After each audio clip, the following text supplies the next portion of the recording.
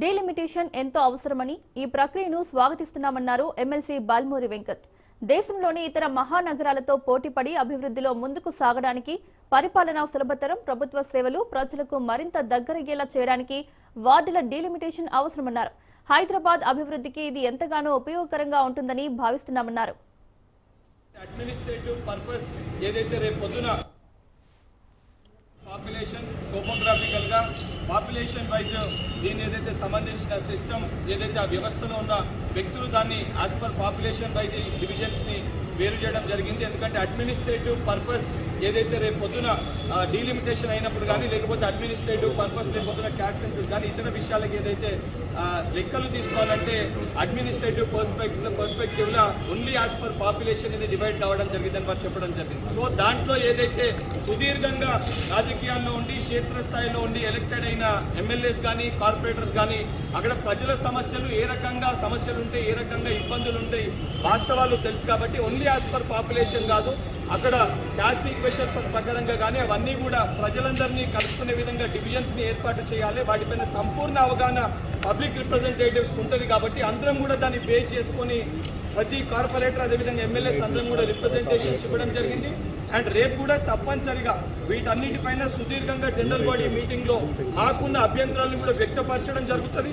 దాని తర్వాత ఏ రకంగా చేయాలని మాకున్న సలహా సూచనలు కూడా లిఖితపూర్వకంగా ఏదైతే జిహెచ్ఎంసీ ఇచ్చిన 17వ తేదీ లోపల డెడ్ లైన్ ఇవ్వడం జరిగింది. ఏదైతే అబ్జెక్షన్స్కి సంబంధించి లిఖితపూర్వకంగా కూడా డెడ్ లైన్ని ఏదైతే మాకున్న అబ్జెక్షన్స్ కూడా 17th లోపల ఇవ్వడం జరుగుతుంది. దానితో పాటు నాగేంద్రన్న ఎమ్మెల్యే, ఎమ్మెల్సీస్, ఎక్స్ ఆఫిషియో మెంబర్స్ అందరం కూడా ఈ రిప్రజెంటేషన్.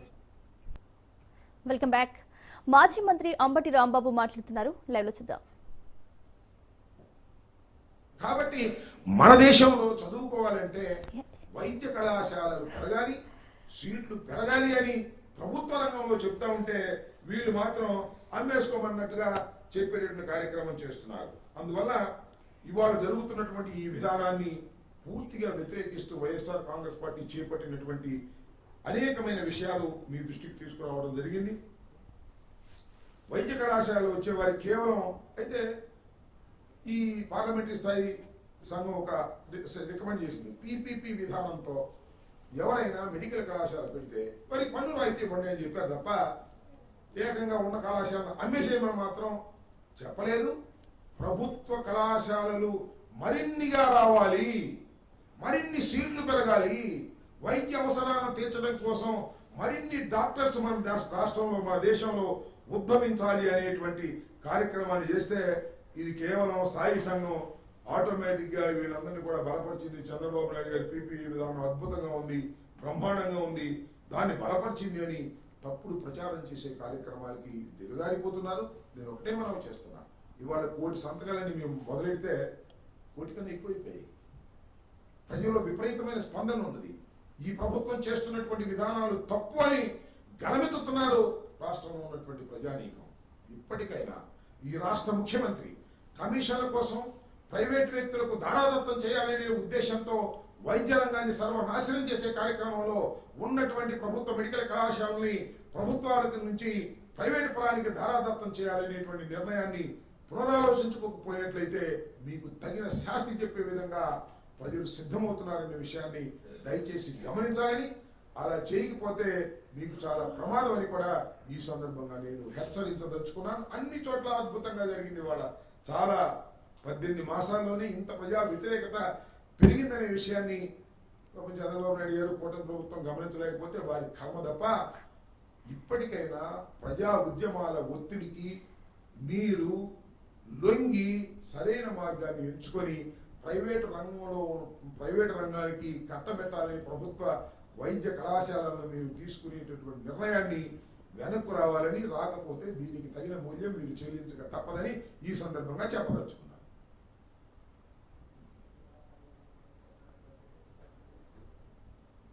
ఏంటండి అంటే అసెంబ్లీకి తీసుకొచ్చి 1 కోటి సంతకాలు ఇవ్వాలా? Governor is a government head, ఆయనకి సబ్మిట్ చేస్తున్నాం. అసెంబ్లీకి వచ్చిన ఏదైతే మేము రావట్లేదో దానికి వస్తే బాగుండదంటే నువ్వు పునరాలోచించుకోవాల్సిన సమయం వచ్చింది. ఆలోచించుకుంటే మంచిది, ఆలోచించుకోకపోతే చైతన్యవంతమైన ప్రజలు ఖచ్చితంగా నీ గుణపాఠం చెప్తారనే విషయాన్ని మాత్రం చాలా స్పష్టంగా చెప్పదలుచుకున్నాను. అది మీ కర్మిక. ఇంత ప్రజా వ్యతిరేకత వచ్చినా కూడా మీ నిర్ణయాలు మార్చుకోము, మేము మా నిర్ణయాన్ని కట్టుబడి ఉంటాము, మేము తప్పే చేస్తామంటే చేసుకోమనండి, మాకేం అభ్యంతరం లేదు. కానీ ప్రజాస్వామ్యంలో ప్రజల్లో వస్తున్న అసంతృప్తిని గమనించలేకపోతే ఇబ్బంది పడతారు. ఇది చరిత్ర చెప్పిన సత్యం అని చెప్పదలుచుకున్నాను. ఓకే.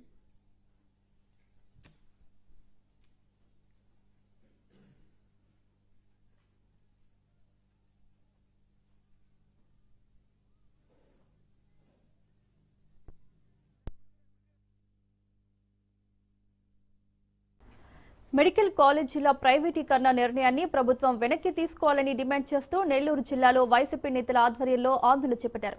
అనంతరం మెడికల్ కాలేజీలకు వ్యతిరేకంగా గాంధీ బొమ్మ నుంచి వీఆర్సీ సెంటర్ వరకు భారీ ర్యాలీ నిర్వహించారు.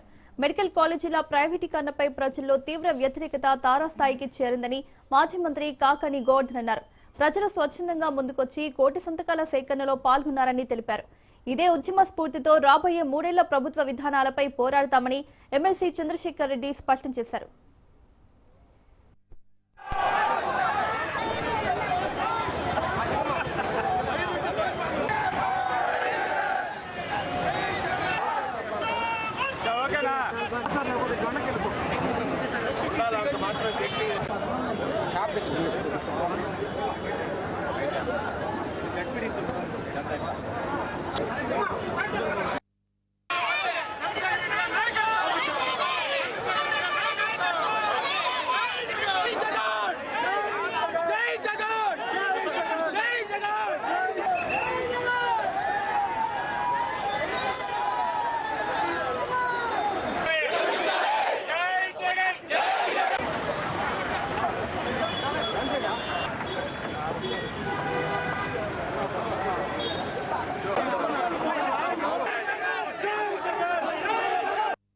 ఈరోజు రాష్ట్ర ముఖ్యమంత్రిగా ఆనాడు జగన్మోహన్ రెడ్డి గారు 17 మెడికల్ కళాశాలని ఆంధ్రప్రదేశ్ రాష్ట్రానికి మంజూరు చేయించి పేద విద్యార్థులకి వైద్య విద్యను అందించడంతో పాటు ఎన్నో పేద కుటుంబాలకు వైద్యం అందించాలనేటువంటి లక్ష్యంతో 17 మెడికల్ కాలేజీలను మంజూరు చేయించి వాటిని కొన్ని పూర్తయ్యాయి, కొన్ని దాదాపుగా పూర్తయ్యే దశలో ఉన్నాయి. అటువంటి నేపథ్యంలో రాష్ట్ర ముఖ్యమంత్రిగా బాధ్యతలు స్వీకరించినటువంటి చంద్రబాబు నాయుడు గారు 17 మెడికల్ కళాశాలని ఈరోజు దాదాపుగా పూర్తయ్యే దశలో ఉంటే 10 మెడికల్ కళాశాలలు ప్రైవేటీకరణ చేయాలనేటువంటి ఒక దుర్మార్గమైనటువంటి నిర్ణయం తీసుకోవడం జరిగింది. దానివల్ల ఈరోజు ఆ దుర్మార్గమైనటువంటి నిర్ణయానికి ఈరోజు జగన్మోహన్ రెడ్డి గారు ఇవి ప్రైవేటు సంస్థలు నడపకూడదు, ప్రభుత్వం ఆధ్వర్యంలో నడపాలి అని చెప్పి ఒక పిలుపునివ్వడం, ఆయన ఏ లక్ష్యంతో అయితే ప్రభుత్వ రంగ సంస్థ ప్రభుత్వం ఆధ్వర్యంలో నడిపి ఇది పేద విద్యార్థులకు వైద్య విద్యను అందించడంతో పాటు పేదలకు వైద్యం అందించాలనేటువంటి ఆలోచనతో పనిచేశాడో ఆ లక్ష్యానికి తూట్లు పొడుస్తున్నటువంటి నేపథ్యంలో ఈరోజు ఆయన దానికి సంబంధించి పిలుపునివ్వడం జరిగింది. వైఎస్ఆర్ కాంగ్రెస్ పార్టీ ఆధ్వర్యంలో రాష్ట్ర వ్యాప్తంగా అనేక నిరసన కార్యక్రమాలు చేపట్టాం.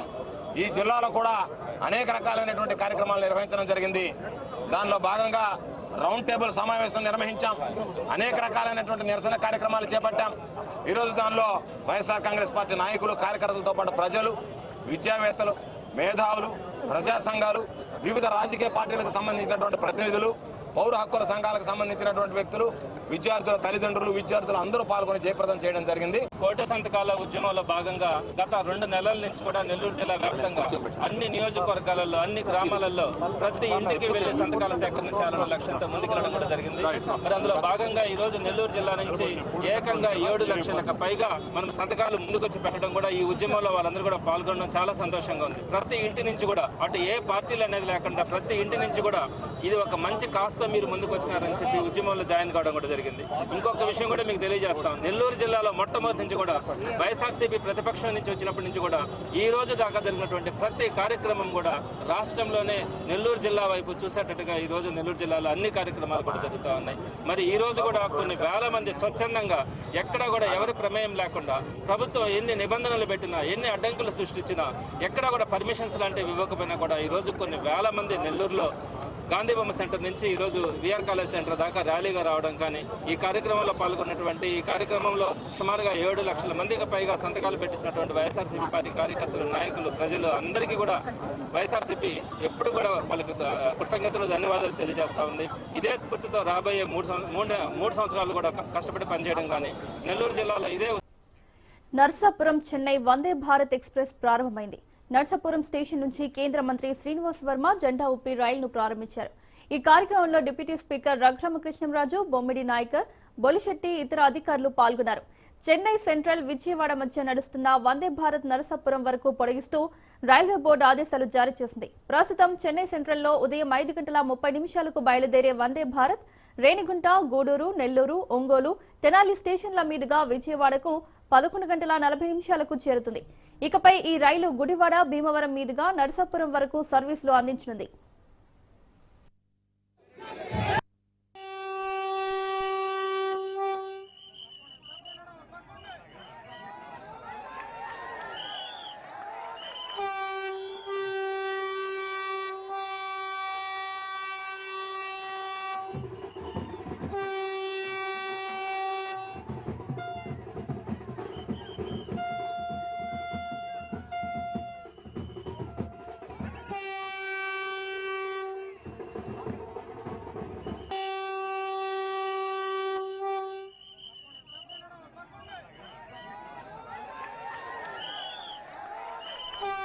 బాపట్ల జిల్లా అద్దంకిలో విద్యుత్ శాఖ మంత్రి గొట్టిపాటి రవికుమార్ పర్యటించారు. పర్యటనలో భాగంగా పలు అభివృద్ధి పనులకు శ్రీకారం చుట్టారు.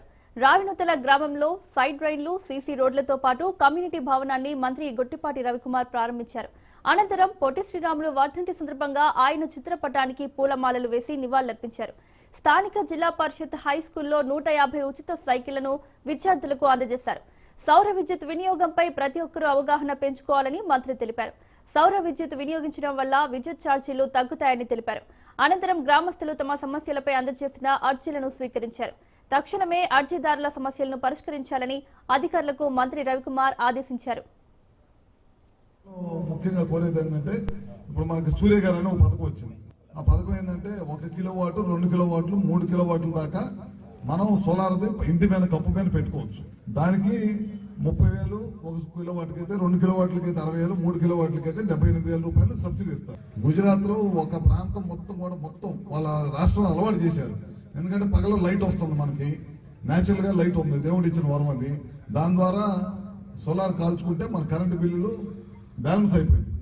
చాలా వరకు ఉపయోగం ఉంటుంది. బ్యాంకులో నుంచి 5-6 సంవత్సరాల్లో కట్టుకునేటట్టు ఇస్తున్నారు. కట్టుకుంటే కనుక అది కనుక మీరు ఫస్ట్ ఒక 10 మంది పెట్టండి, ఇంటి మీద 10 నుంచి 20 మంది పెట్టండి. పెట్టి మీకు కనుక బాగుందంటే మిగతా వాళ్ళందరూ కూడా పెడతారు. మన సొసైటీ ప్రెసిడెంట్ వాళ్ళ ఇంటికి వెళ్ళి ఉపయోగం ఉందా లేదు చూద్దాం. అది కనుక పెట్టుకుంటే కనుక దాదాపు మీకు డే టైం పవర్ అంతా కూడా న్యాచురల్గా వచ్చే సన్నే మన లైట్ తోటే మనకు అయిపోయింది అనమాట పని. అదొకటి. ఇప్పుడు ప్రతి కాన్స్టిట్యూన్సీ కూడా 10,000 ఇచ్చారు. 1 కోటి కనెక్షన్లు ఇస్తే ఇండియా మొత్తం మీద మన రాష్ట్రానికి 20 లక్షల కనెక్షన్లు ఇచ్చారు. మన వరకే.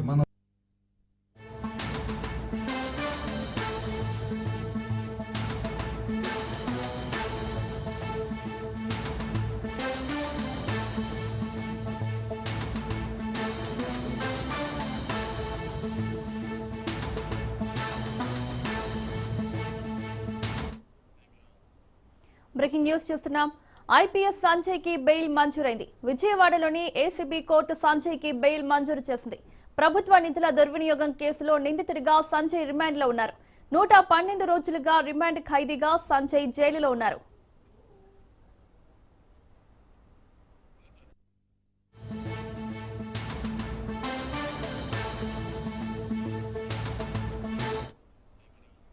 ఐపీఎస్ సంజయ్ కి బెయిల్ మంజూరైంది. విజయవాడలోని ఏసీబీ కోర్టు సంజయ్ కి బెయిల్ మంజూరు చేసింది. ప్రభుత్వ నిధుల దుర్వినియోగం కేసులో నిందితుడిగా సంజయ్ రిమాండ్ లో ఉన్నారు. 112 రోజులుగా రిమాండ్ ఖైదీగా సంజయ్ జైలులో ఉన్నారు.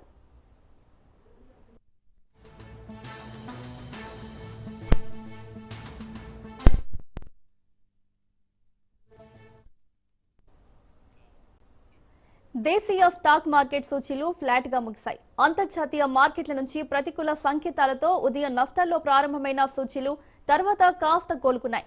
సెన్సెక్స్ 54.30 పాయింట్ల నష్టంతో 85,213.36 వద్ద స్థిరపడగా నిఫ్టీ 19.65 పాయింట్ల నష్టంతో 26,027.30 వద్ద ముగిసింది. డాలర్తో రూపాయి మార్కం విలువ 90.74గా ఉంది.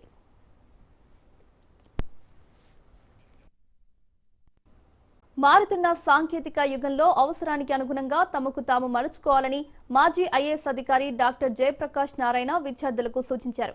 మాధవపూర్లోని సైబర్ గార్డెన్లో ఎక్సలెన్షియా స్కూల్ జూనియర్ కళాశాల క్వాంటియం ఇంటర్నేషనల్ స్కూల్స్ ఆధ్వర్యంలో ఎడ్యుకేషన్ కాన్క్లేవ్ 2025 కార్యక్రమం నిర్వహించారు. ఈ కార్యక్రమంలో జయప్రకాష్ నారాయణతో పాటు మాజీ ఐఏఎస్ అధికారి Chakrapani, global CEO doctor Raghavendra Hunasi, Tirumala Arohi, professor Satyakiran Shastri తదితరులు పాల్గొని మాట్లాడారు. కాబట్టి ఫలానా నైపుణ్యం ఉంటే ఉద్యోగం తప్పదు. నేర్చుకోవడం విధానం నేర్పండి. మంచి పునాదులు ఇచ్చి నేర్చుకోవడం మారుతున్న సాంకేతిక యుగంలో అవసరాలను మనం మలుచుకోవటం. కాస్త ధైర్యంగా ఉండాలి, భయపడదు. ఆ నేర్చుకోవటం ఎట్లా నేర్చుకోకపోయినట్లయితే రేపొద్దున ఈ మారుతున్న ప్రపంచంలో పనికిరాకుండా ఇచ్చే తప్పని ప్రభుత్వం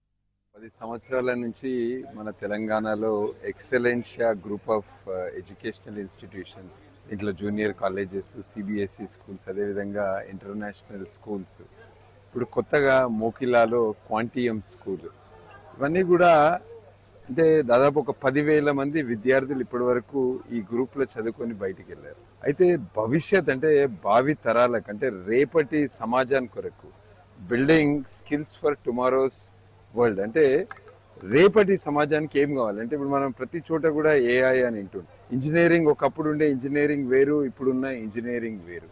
ఒకటేమో టెక్నాలజీ సైడ్, రెండవదేమో ప్రాబ్లమ్ సాల్వింగ్ అనలిటికల్, మూడవది కమ్యూనికేషన్, నాలుగోది లీడర్షిప్ స్కిల్స్. రేపంటే భవిష్యత్తులో టెక్నాలజీ రిలేటెడ్ వస్తున్న మార్పులు, వీటన్నిటిని దృష్టిలో పెట్టుకొని మన ఎడ్యుకేషన్ సిస్టంలో ఎటువంటి మార్పులు తీసుకురావాలి, ఎటువంటి చేంజెస్ తీసుకురావాలి. కేవలం టెక్స్ట్ బుక్కే పరిమితం కాకుండా, కేవలం సిలబస్కే పరిమితం కాకుండా మిగిలిన అన్ని ఎలాంటి స్కిల్స్ని పిల్లల్లో, విద్యార్థుల్లో డెవలప్ చేయాలని ఒక డిస్కషన్ కొరకు, ఒక ప్యానెల్ డిస్కషన్ కొరకు ఇటు జయప్రకాష్ నారాయణ్ వారు ఒక ఐఏఎస్గా, అదేవిధంగా ఒక పొలిటికల్ పార్టీలో పనిచేసిన అనుభవం, అదేవిధంగా గతంలో ఇంటర్మీడియట్ బోర్డుకి ఎడ్యుకేషన్కి కమిషనర్గా ఉన్నవారు, అదేవిధంగా ఒక 2-3 కార్పొరేట్ల స్టార్టప్స్ పెట్టి సక్సెస్ఫుల్గా పనిచేసిన ఎంటర్ప్రెనర్స్ని, వీళ్ళందరితోటి కూడా ఒక లాస్ట్ 2-3 అవర్స్ నుంచి ఒక డిస్కషన్, ప్యానెల్ డిస్కషన్ అయింది. చక్కటి క్వశ్చన్స్, పిల్లలు కావచ్చు, ఇక్కడికి వచ్చిన పేరెంట్స్ కూడా చాలా విషయాలను ఈ ప్యానెలిస్ట్, ఈ ఎక్స్పర్ట్స్ దృష్టికి తీసుకొచ్చారు. ఎక్స్పర్ట్స్ కూడా చాలా దేశ రాజధాని ఢిల్లీ కాలుష్య కోరల్లో అల్లాడుతుంది. గత కొన్ని రోజులుగా రాజధాని నగరంలో కాలుష్యం ప్రమాదకర స్థాయిలో కొనసాగుతుంది. గాలి నాణ్యతా సూచిక తీవ్ర స్థాయిలో నమోదైంది. ఎయిర్ క్వాలిటీ ఇండెక్స్ 450 మార్కును దాటింది. సెంట్రల్ పొల్యూషన్ కంట్రోల్ బోర్డు ప్రకారం అత్యధికంగా అశోక్ విహార్లో AQI 500గా నమోదైంది. ఆనంద్ విహార్, అక్షర్ధామ్ ప్రాంతాల్లో AQI లెవెల్స్ 493గా నమోదయ్యాయి. ద్వారకా ప్రాంతంలో 469, నోయిడాలో 454గా గాలి నాణ్యతా సూచిక నమోదైంది.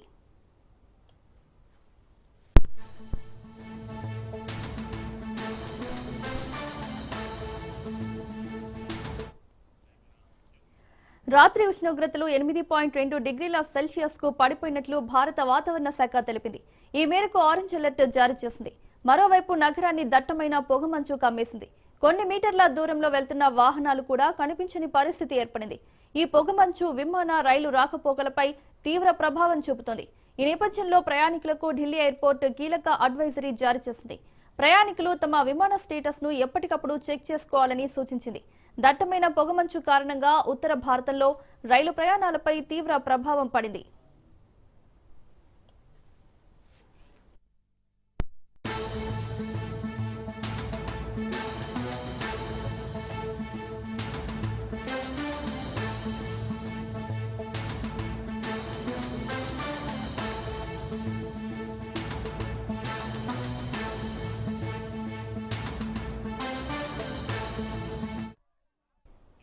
బ్రేకింగ్ న్యూస్ చూస్తున్నాం.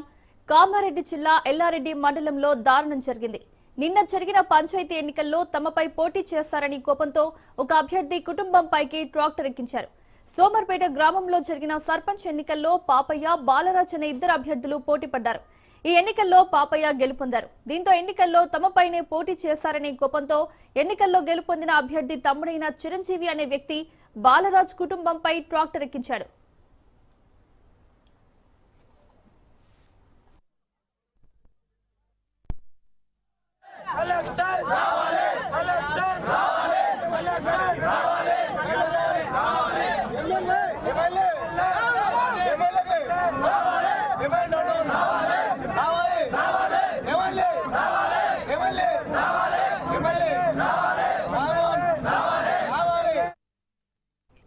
ఈ ప్రమాదంలో బాలరాజ్తో పాటు వారి కుటుంబ సభ్యులు బాలమణి, స్వరూప, భారతి, పద్మసత్తవులకు తీవ్ర గాయాలయ్యాయి. దీంతో వీరిని వెంటనే ఆసుపత్రికి తరలించారు. వీరిలో ముగ్గురి పరిస్థితి విషమంగా ఉంది.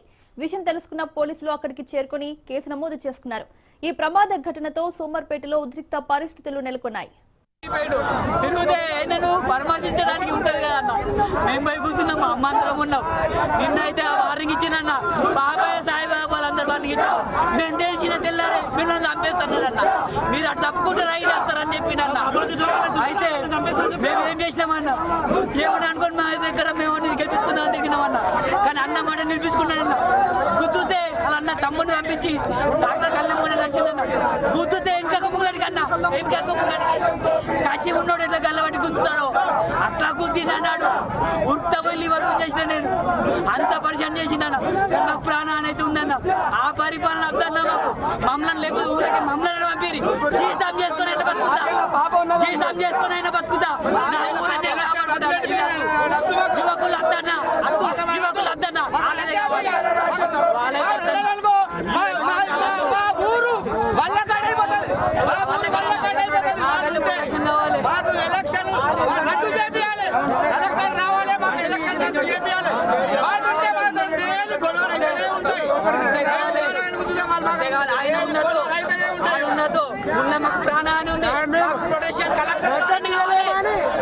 కలెక్టర్ ద్వారానే నిన్న వారిని కూడా చేయడు. ఏ పోలీసులు నన్ను ఏమీ వేయలేరు. కామారెడ్డి జిల్లా ఎల్లారెడ్డి మండలంలో దారుణం జరిగింది. నిన్న జరిగిన పంచాయతీ ఎన్నికల్లో తమపై పోటీ చేస్తారనే కోపంతో ఒక అభ్యర్థి కుటుంబంపైకి ట్రాక్టర్ ఎక్కించారు. ఇదే అంశానికి సంబంధించి మరిన్ని అప్డేట్స్ మా ప్రతినిధి నవీన్ అందిస్తారు.